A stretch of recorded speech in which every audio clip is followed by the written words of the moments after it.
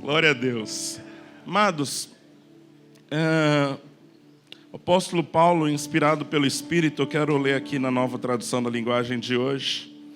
Ele diz aqui em 1 Coríntios 1:10, texto que todos nós conhecemos: irmãos, pela autoridade do nosso Senhor Jesus, quero que vocês estejam de acordo no que dizem e que não haja divisões entre vocês, sejam completamente unidos. Diga isso, sejam completamente unidos. Num só pensamento e numa só intenção. Põe lá pra gente Cultura Dínamos. Não é isso não, isso. Nós devotamos um tempo, foi muito gostoso estar junto em equipe de presbitério nesse semestre passado. Nós construímos isso que nós queríamos apresentar para você. E queremos dizer que esse aqui é o nosso slogan, vamos dizer assim, a nossa confissão, aquilo que nós acreditamos que diz respeito à nossa identidade, e o incentivo do Espírito é que nós conheçamos isso, sejamos marcados por isso, que o Espírito ele traga a revelação daquilo que Ele quer fazer no nosso meio, por meio dessa expressão. Então eu quero ler, nós vamos ouvir acho que outras vezes também, mas essa confissão de ser uma família de cristãos íntimos de Deus, com revelação do seu amor e poder do Espírito Santo para salvar o mundo, através de discípulos que desenvolvem seus dons para influenciar cidades e nações. Quantos podem dizer glória a Deus?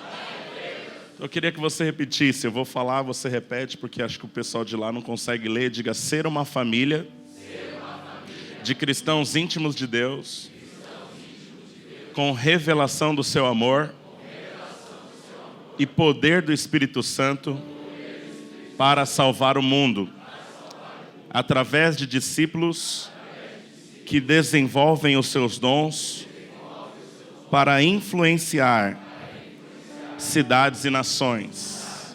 Você pode dizer isso mais uma vez? Diga: ser uma família de cristãos íntimos de Deus, com revelação do seu amor e poder do Espírito Santo para salvar o mundo, através de discípulos que desenvolvem os seus dons para influenciar cidades e nações. Amém? Nós vamos ter muitos momentos aí para meditar e nós vamos falar um pouco mais sobre isso durante o dia, mas eu queria me deter muito aqui nesses dois primeiros valores e compartilhar com os irmãos rapidamente, e depois eu quero orar. Ser família. Ser família. Diga: ser família. E é interessante, é algo muito poderoso da parte de Deus. Nós, antes de começarmos a construir essa confissão, essa expressão da nossa cultura, da nossa visão, lá na nossa igreja local, alguém ouviu isso do Espírito e saiu falando. A gente começou a falar muito a respeito de ser família, e isso a gente começou a perceber que a reverberação que isso produziu realmente é porque a origem disso foi da parte do Espírito. E quando nós estivermos juntos ali no mês de março para então escrever, o Espírito de Deus nos direcionou a colocar isso como confissão: ser família. E eu queria falar um pouco desses dois valores para os irmãos, porque, veja bem, eu meditando em algumas coisas, eu pensava: o Senhor quando lida com a igreja, tudo que Deus faz, Ele olha nessas duas vertentes. Tudo que Deus faz, quando Ele nos olha como igreja, quando Ele nos olha como edificação, tem um aspecto individual daquilo que Ele está fazendo, e tem um aspecto corporativo, tem um aspecto comunitário, tem um aspecto do todo, da maneira como Deus move todos aqueles que estão envolvidos naquilo que nós estamos edificando. O ano passado, na igreja local, nós tivemos um tempo, e algumas igrejas também, onde nós meditamos ali aquele livro de Cantares, Cântico dos Cânticos. E eu falava que, quando nós olhamos, por exemplo, para Cântico dos Cânticos, nós percebemos o Senhor tratando o homem na sua individualidade, o cristão, o filho, o servo, de uma maneira muito peculiar, individual. Deus está tratando com amor, seu amor individual por ele. Mas quando nós olhamos para a palavra de Deus e você encontra o apóstolo Paulo, por exemplo, escrevendo aos Efésios. Os Efésios, por exemplo, é uma carta onde o apóstolo Paulo está tratando da igreja. Então, nós vamos ter em todo o tempo uma dicotomia disso, do que Deus está fazendo e movendo de maneira individual, e daquilo que Deus está fazendo em nós como igreja. Por isso eu quero dizer para os irmãos que também esse novo tempo... Pastor, por que nós estamos falando de novo tempo? Estamos falando de novo tempo porque nós estamos encerrando um ciclo de 14 anos de edificação, estamos reiniciando algo. Estamos falando de um novo tempo porque a nossa saída da vinha diz respeito a uma palavra do Senhor sobre nós. Estamos falando de um novo tempo porque nós estamos sonhando com diversos projetos da parte do Senhor. Nós acabamos de ouvir aqui a Esther falando, por exemplo, do social. Meus irmãos vão ver outras coisas que Deus tem plantado no nosso coração aqui. E o nosso coração tem percebido que é algo novo sobre nós como igreja. Mas presta atenção, quando eu estou dizendo isso, eu preciso que você entenda que como Deus está fazendo algo novo na sua igreja, Deus deseja fazer algo novo na sua vida individual. Porque Deus sempre está tratando nessas duas áreas. Ele está tratando algo individual, sempre está tratando algo coletivo. Pastor, é a mesma coisa? Não é a mesma coisa, irmãos. Nesse tempo, principalmente com os discípulos os mais próximos, eu sempre encontrei dificuldade, porque às vezes nós estamos tratando algo e sempre tem aqueles irmãos que são muito apegados às regras. E eles dizem assim: pastor, o que vale para um não vale para todos. E eu quero dizer para você, preste atenção, nosso Deus não é assim. Nosso Deus, cada um de nós, por isso esse ser é um valor tão importante, ele vê você individualmente. Quando nós olhamos para a palavra do Senhor, irmãos, você encontra Jesus naquele encontro com o jovem rico, por exemplo. E aí, o jovem rico chega: bom mestre, todo aquele diálogo que é construído, e ele diz... O Senhor diz para ele: então agora você vai, vende tudo que você tem e dá aos pobres. E às vezes nós tratamos isso como uma regra. Mas eu quero perguntar para os irmãos, aonde foi que Jesus disse isso para qualquer outro discípulo? Jesus só disse isso para aquele jovem. Houve um momento em que um dos discípulos disse: Senhor, eu preciso voltar e ir para o enterro da minha mãe, de um parente. E o Senhor falou: não, os mortos agora enterram os seus próprios mortos. E às vezes nós tratamos isso como uma palavra diretiva para a igreja, mas aquilo nós precisamos perceber que não se trata de um ensino coletivo. É o tratar de Jesus com o indivíduo. Ele fala porque ele conhece o coração daquela pessoa. Por isso ser para nós traduz o trato de Deus com cada um de nós. Porque Deus não faz algo, Ele não te coloca dentro de uma caixinha e te olha com regras e poda de você toda a personalidade que Ele colocou em você. Ele te olha como você é, e para Ele o trato dele contigo é algo individual. Irmãos, é interessante, mas você percebe como acontece o chamado de Pedro, quando Jesus se encontra com ele, segunda oportunidade ali na praia, e diz: joga lá a tua rede para o outro lado. Segunda oportunidade, porque não sei se você sabe, Pedro conheceu Jesus na casa da sogra, no dia anterior, porque Jesus foi lá para curá-la. E no dia seguinte, Pedro não dormiu, ele saiu daquela cela e foi trabalhar à noite, ele pescou a noite toda, não pegou nada, e é dessa maneira como Jesus se apresenta a ele. Mas presta atenção, quando Jesus ressuscita, quando nós vamos encontrar o reencontro de Jesus ali, Pedro também já tinha visto Jesus ressurreto. Em algum momento, os irmãos vão perceber que Jesus ressurreto, ele aparece, ele surge no meio deles, numa sala onde eles estão reunidos. E Pedro já havia visto Jesus e já voltou dos mortos. Mas ele precisava de um encontro individual com Jesus para tratar características pessoais novamente. E aonde é que Jesus vai fazer isso? Ele vai fazer isso no ambiente onde aquilo faz sentido para ele. Na praia de novo, com a mesma palavra. Não fazia sentido para nenhum dos outros discípulos, mas para Pedro de maneira individual, peculiar, exclusiva. Irmãos, eu quero dizer algo para os irmãos. Você não faz parte apenas de um grupo. Para Deus, você é importante. Eu digo para os irmãos, você muitas vezes vê alguém dizendo que se fosse só você, Jesus daria a vida mesmo assim. E muitas vezes nós não damos valor para essa palavra, mas eu quero dizer para você que isso traduz uma realidade espiritual. Porque para o Senhor, cada um de nós é importante.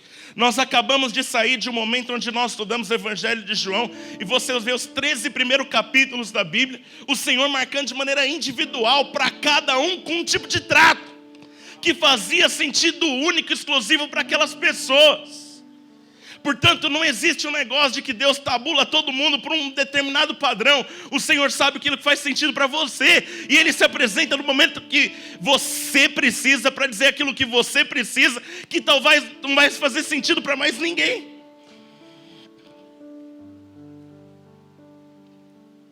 Olhe isso.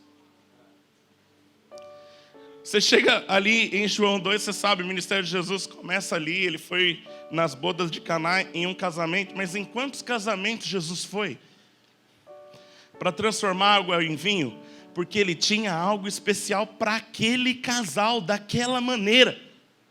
Quando você chega em João 3, então Jesus tem aquele encontro individual com Nicodemos. Para quantos mais ele pregou esse sermão, irmãos? Ficou marcado para toda a história, está registrado lá o 3,16, que traduz tudo aquilo que a gente pensa a respeito do amor de Deus. Mas aquilo, Deus não inspirou Jesus, o Espírito Santo não inspirou Jesus para falar diante da multidão. Foi para um cara, à noite, procurando Jesus com vergonha, Nicodemos, porque Deus amou o mundo de tal maneira para uma pessoa. Quando você olha em João 4, o encontro com aquela mulher à beira do poço de Jacó, uma pessoa. Os estudiosos dizem que é o maior sermão. Eu não acho que é o maior sermão. Se trata dos maiores sermões dele para os indivíduos especiais. Portanto, ser para nós traduz algo que eu queria desafiar você a entender.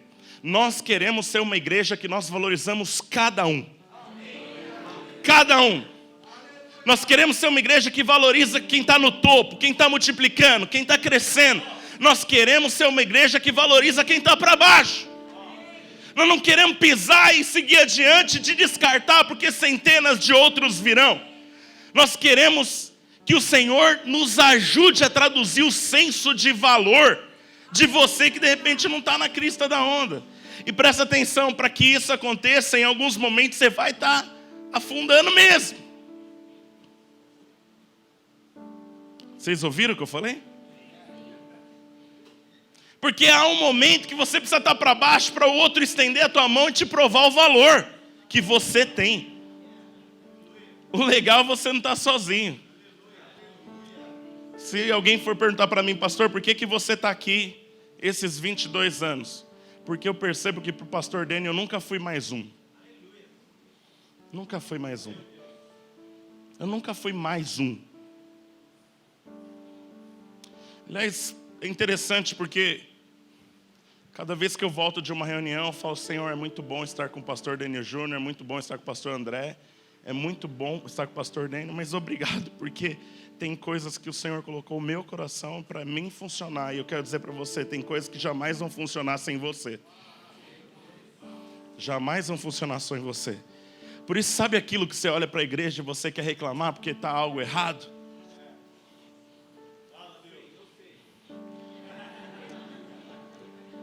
Posso te desnudar aqui, Daniel? O Daniel, eu nem planejei aqui. O Daniel uma vez entrou lá na minha sala, a gente estava conversando, eu, a Sueli, Daniel e a Bruna, e ele estava reclamando do trabalho de jovens da igreja Dínamo Santo André. Eu falei, sabe por que você está reclamando? Você está reclamando porque Deus te levantou para fazer algo que só você enxerga, ninguém mais enxerga, e só Deus capacitou você, cara. E aquilo que você está falando, ninguém nem mais enxerga, cara. E voltou na outra reunião e falou assim, Marcelo, Deus me deu um nome para o trabalho, Move.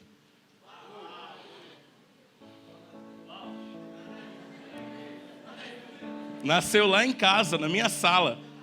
Eu estou me gloriando aqui pela primeira vez. Mas não fui eu. Entendeu?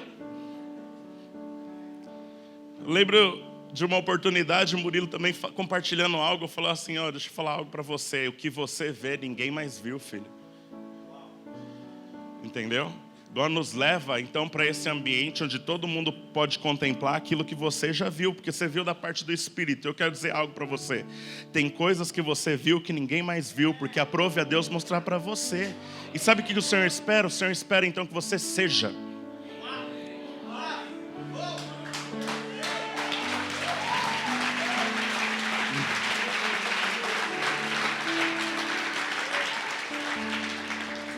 Vou dizer aquilo que o pessoal está falando, então vamos? Amém? E também tenho algo para compartilhar sobre família, porque esse ano Deus tem ministrado muito ao meu coração a respeito disso. E Deus sabe quanto eu louvo o nome dEle pela família que Ele me deu, pela minha esposa, pelos meus filhos e cada um deles da maneira como eles são. Eles são muito especiais. E há um privilégio de sermos famílias, mas é necessário que nós entendamos que nós estamos envolvidos em algo para ser família juntos também. E para inserir outras pessoas na nossa família. Então, se nós partirmos daquilo que nós estamos falando, que nós vamos ser uma família, mas que cada um olha não para o grupo, mas para o valor de cada pessoa individualmente. Porque se você voltar lá no Éden, você encontrar a criação do homem, é muito maravilhoso perceber como Deus fez isso, porque Deus cria Adão. E Deus tinha algo tão especial para o homem que criou ele sozinho, mas a vida dele precisa ser comunitária, mas Deus não fez isso inicialmente. Então ele olha para os lados e ele começa a perceber que todo mundo está acompanhado, porque Deus queria gerar nele esse sentimento de que fora desse ambiente ele é algo que não funciona.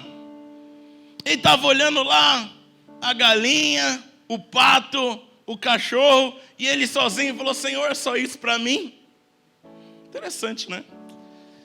E quando Deus então cria Eva e traz a Eva, é interessante, irmãos, vamos pensar nisso por um instante. Deixa o Senhor te marcar com essa palavra, porque quando Deus une os dois, Ele não fala: agora eu quero que vocês edifiquem igreja. Não está escrito lá: eu vos constituí igreja e as portas do inferno não prevalecerão contra vocês. Ele falou: agora vocês vão multiplicar a família. Esse é o propósito de Deus desde lá. É interessante quando você olha para as Sagradas Escrituras e você vê como a Bíblia está recheada de genealogias. É interessante como Elohim foi conhecido no Velho Testamento como Deus de Abraão, Isaque e Jacó. Talvez você ache que é só Abraão, Isaque e Jacó, mas nós poderíamos dizer de Jessé, Davi e Salomão. Nós poderíamos dizer o Deus de Ló, de Eunice e Timóteo. Porque é o Deus que se revela através da família, e nós não vamos conseguir levar adiante se nós não entendemos que diz respeito a uma conexão familiar. É isso que nós precisamos ter um com o outro, onde você me respeita por aquilo que eu sou, eu te respeito por aquilo que você representa, que você vale, e cada parte é importante, como numa família. É interessante como famílias se dão para os seus filhos, né? Tudo que os pais fazem, eles fazem por causa dos seus filhos. Estava percebendo qual é a minha grande motivação para ganhar dinheiro? É abençoar os meus filhos. Essa é a grande motivação. Todo o meu esforço é para dar a eles uma condição. Todo o meu esforço é para permitir que eles tenham acesso a algumas coisas. E eu percebo como na minha casa, por exemplo, essa sempre foi a prioridade do meu pai. E como ele está alegre de ver os filhos dele. Isso é a maneira como Deus deseja que nós funcionamos também. Os irmãos talvez já tenham me ouvido dizer esse semestre que o motivo pelo qual Deus não queria que Israel tivesse um rei é porque Deus jamais enxergou a nação de Israel como uma civilização. A prova está na maneira como ele se referia a ele. Ele dizia os descendentes de Abraão. A família. E talvez você vai dizer assim: pastor, mas isso não está no Velho Testamento, porque tudo é lindo, né? Eu estava anotando, os irmãos já devem ter visto uma palavra do Luiz Hermínio, onde ele fala da primeira genealogia que está registrada na Bíblia, né? A primeira genealogia registrada na Bíblia está em Gênesis 5, onde ele fala de Adão, Sete, Enos, Cainã, Malalael, Jared, Enoque, Matusalém, Lameque e Noé. Os irmãos já ouviram isso? Quem já ouviu? Levanta aqui. Porque todos esses nomes têm significados, né? Adão, homem, Sete, apontado, Enos, fraco e mortal, Cainã, aflição e lamentação, Malalael, santo Deus, Jared, descerá, Enoque, ensino e instrução, Matusalém, quando ele for, virá, Lameque, ausência de esperança, Noé, alívio, conforto ou descanso, pastor. E aí, Luiz Hermínio faz essa construção, né? Ao homem está apontado uma mortal aflição, mas o santo Deus descerá ensinando que a sua morte trará ao ausente de esperança, alívio e conforto. Não seria possível a construção sem a família. Se nós não entendermos que somos uma família, em algum momento o mover vai parar. E nós vamos deixar a mensagem inacabada. Qualquer um que a gente desprezar, esquecendo que ele é um irmão,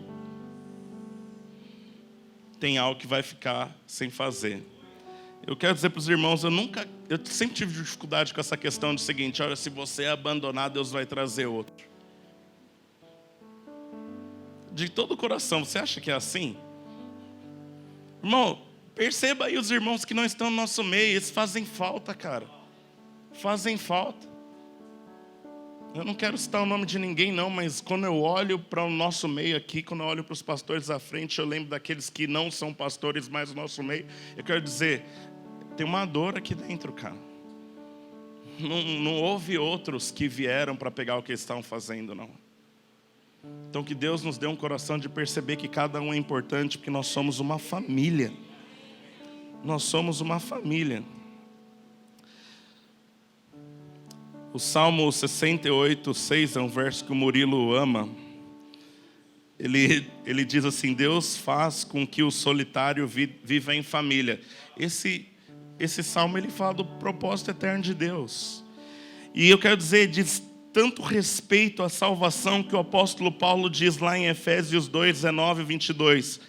Portanto, vocês já não são estrangeiros nem forasteiros, mas concidadãos dos santos, membros da família de Deus, edificados sobre o fundamento dos apóstolos e dos profetas, tendo Jesus Cristo como pedra angular, na qual todo edifício é ajustado e cresce para tornar-se um santuário santo no Senhor.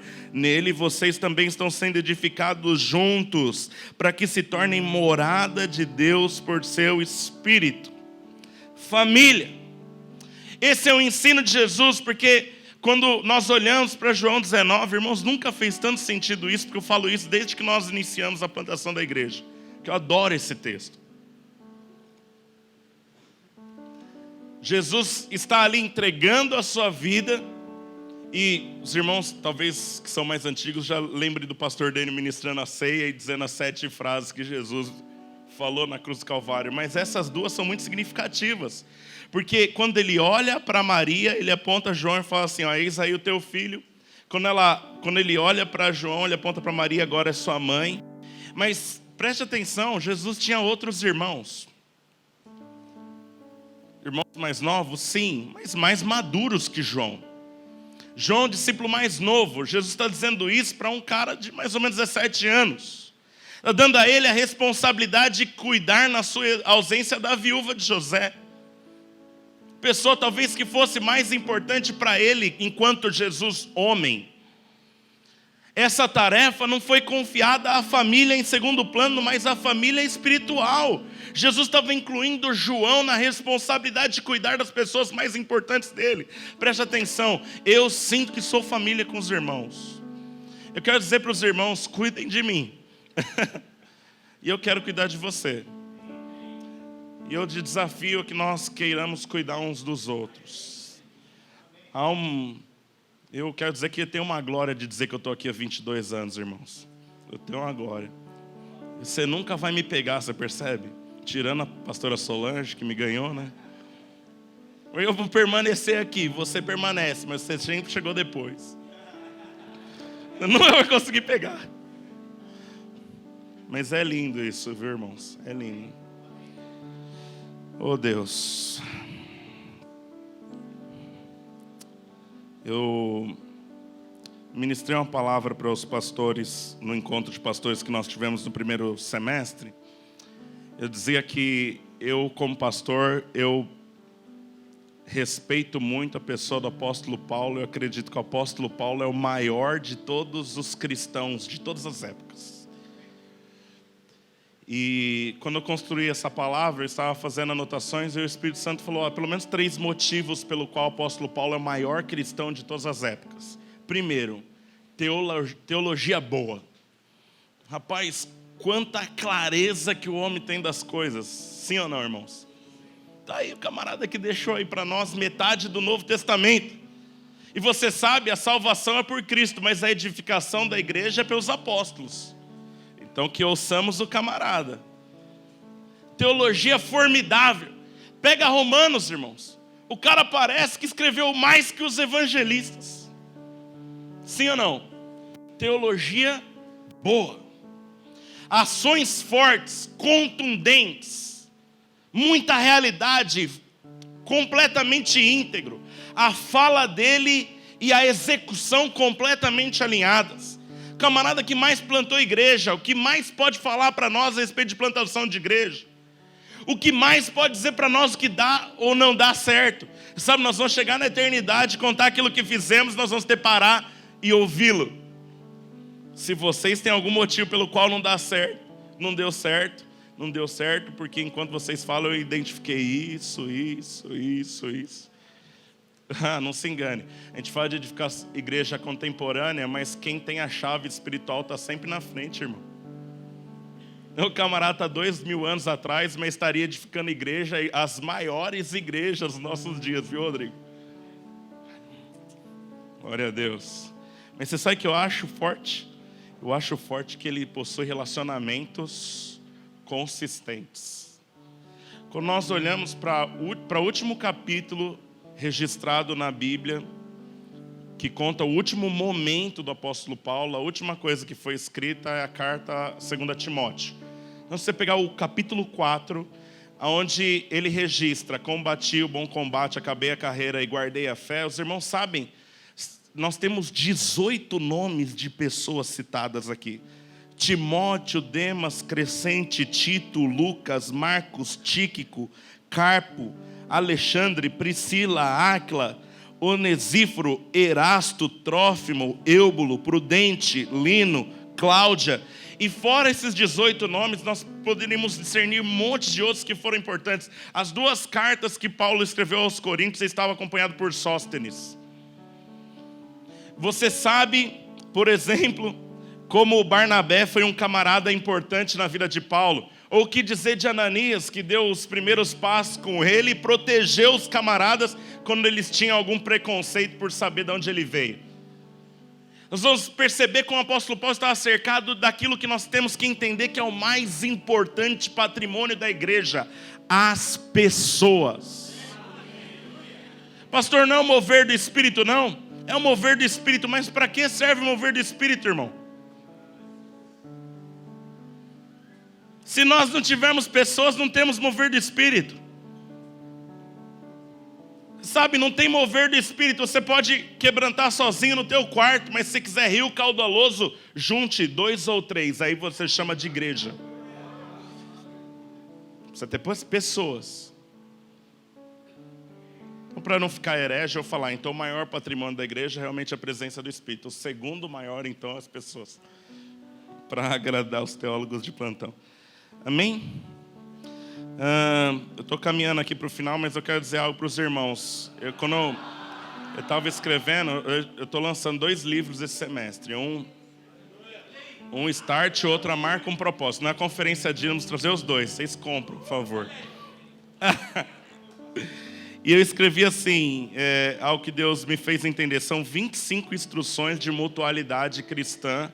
25 instruções de mutualidade cristã no Novo Testamento. 25 instruções de mutualidade cristã. Tudo aquilo que está caracterizado pela expressão uns aos outros.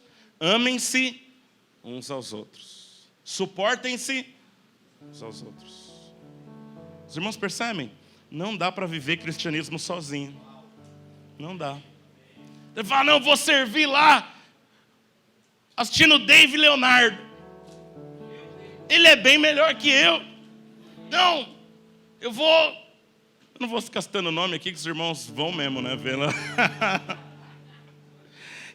Irmãos, os irmãos não têm ideia de quantas vezes eu saio com dó da igreja que teve que me escutar domingo.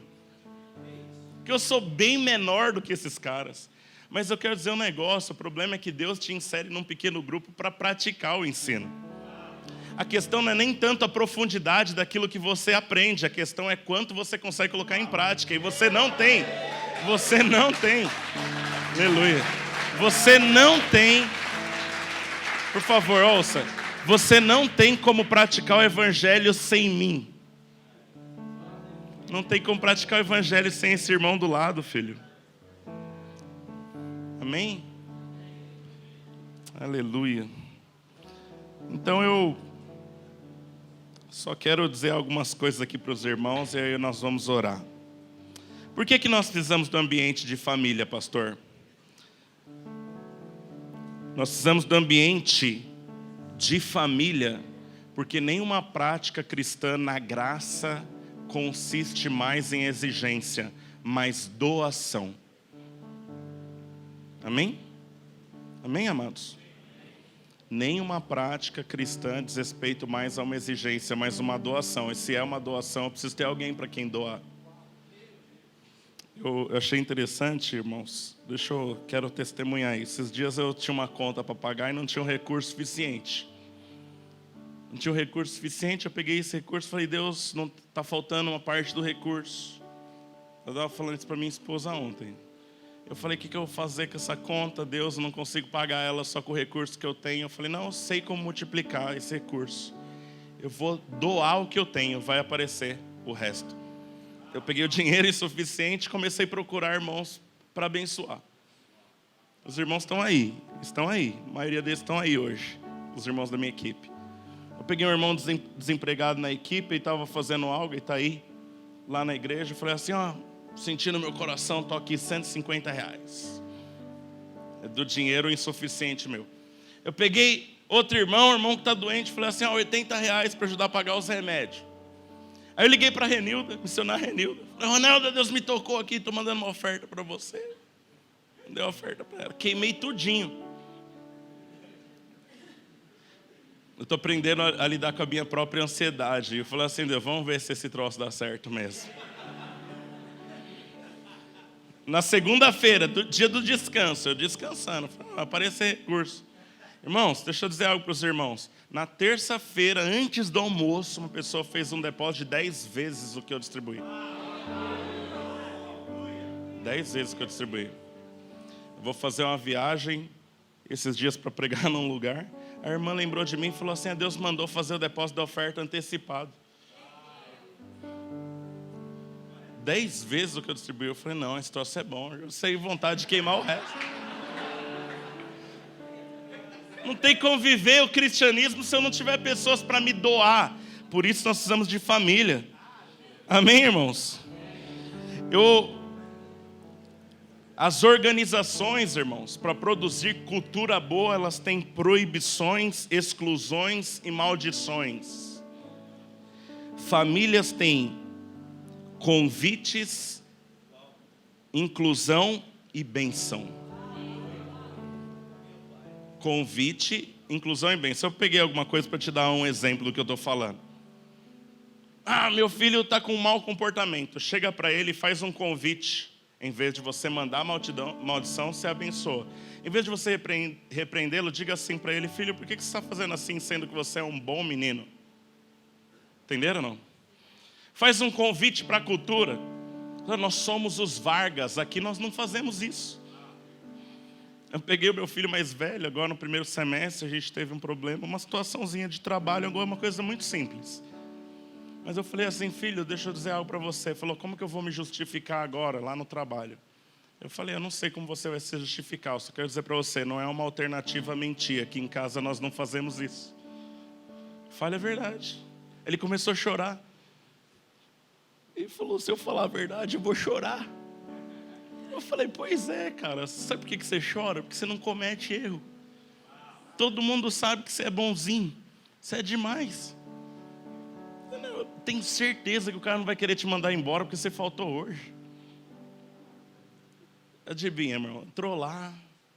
O chefe dele me ligou à tarde. Ele falou, nunca tive um empregado como o Lucas. Nunca tive. Ele é impressionante. As posturas dele, muito de homenzão. Eu pensei assim, não, mas a postura dele é a cultura da família, irmãos. Sabe o que nós precisamos? Nós precisamos de uma cultura, de uma família. É isso que Deus precisa fortalecer. É para isso que nós estamos imersos hoje. Amém?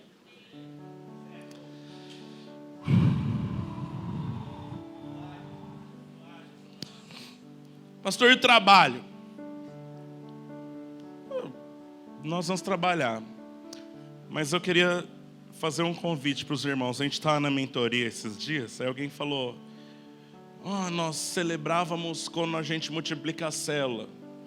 O irmão, que deu uma inveja do irmão. O irmão falou assim, eu levei toda a minha equipe de voluntariado para o grill. Paguei churrascaria para todo mundo. Eu falei, irmãos, eu fiquei fazendo na minha cabeça a conta. Falei, Jesus, se o recurso chegar, eu levo a minha equipe também.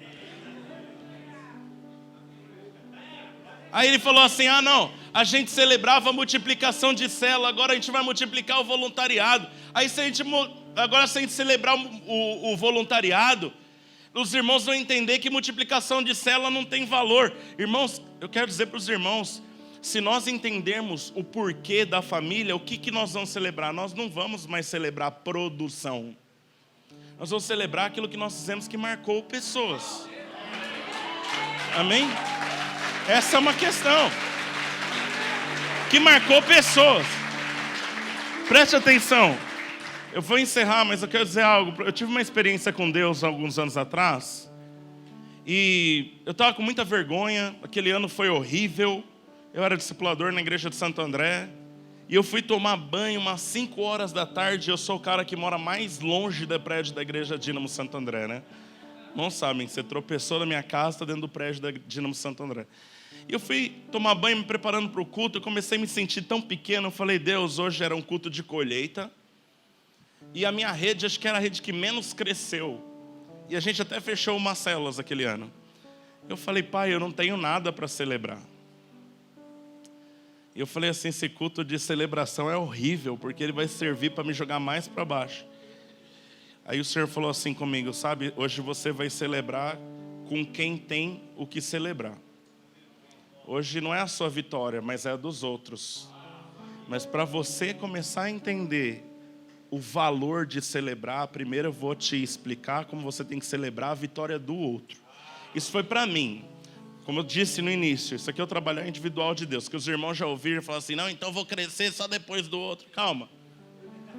Para mim era aquilo que Deus estava falando. Ele falou, você vai celebrar hoje a vitória do outro, depois você celebra a sua. Irmãos, eu entendi, eu vi o Espírito, eu estava quase desistindo de ir no culto e desci. Eu acho que eu nunca pulei e gritei tanto, porque o desafio do Espírito era o seguinte, que eu celebrasse quem multiplicou. As minhas células estavam tudo horríveis. Entendeu? No ano seguinte, a minha célula multiplicou em 3. E a minha rede, ela é uma coisa assim, de quintuplicou naquele ano seguinte. Nós precisamos uns dos outros para sermos igreja. Entendeu? Eu encerro dizendo aqui para os irmãos, se você entender que essa palavra falou alguma coisa para vocês, se ela foi marcante de fato, o cara que subiu aqui, subiu pedindo ao Senhor que marcasse cada pessoa, porque para mim é uma honra estar falando para irmãos tão importantes como vocês. Se você passar a fluir no ministério, entendeu? Não interessa o que você está fazendo, cara. Você está liderando células se você está segurando a plaquinha de recepção. Se você é o cara que colocaram para indicar o caminho para o banheiro. Se você é o cara que está cuidando luzes. Irmãos, esquece as luzes. Pensa o seguinte, o ambiente mais bem iluminado vai marcar pessoas. Vamos fazer o melhor culto. Tudo tem a ver com pessoas. E a maneira como nós expressamos Jesus para elas. Amém? Se nós fizermos desse jeito, nós vamos celebrar a coisa certa também. Mas o valor está na família.